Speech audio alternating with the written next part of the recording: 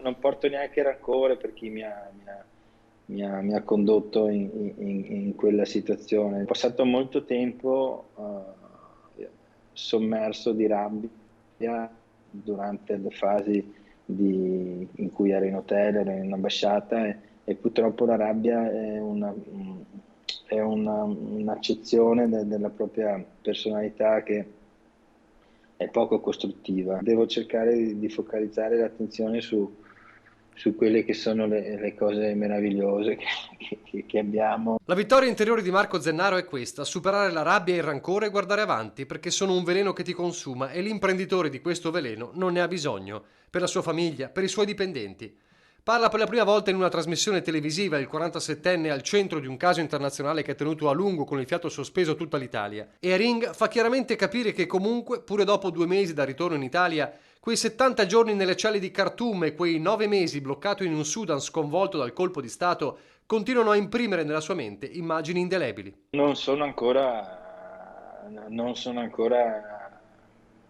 così sereno, ecco, come vorrei essere.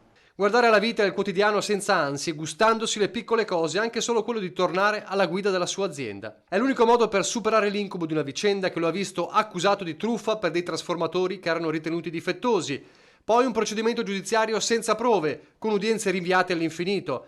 Una cella in condizioni disumane, l'accordo extragiudiziale e ancora l'impossibilità di tornare in Italia per mesi e mesi, in un paese dilaniato da fazioni militari che controllano anche l'economia. Ha l'impressione di essere finito in un gioco diverso, in un gioco più grande? Io credo che di essere stato l'oggetto del contendere di un mercato che prima apparteneva a una certa fazione e la mia reintroduzione in quel mercato ha dato fastidio. Ho ancora l'impressione che qualcosa dobbiamo ancora vederlo in questa grossa spazzatura in cui io sono finito. Resta l'affetto di una città che lo ha sempre sostenuto, resta la sua famiglia che non ha mai mollato e che ora forse ha bisogno di rassicurazioni proprio da lui, come la bimba più piccola dell'imprenditore 47enne.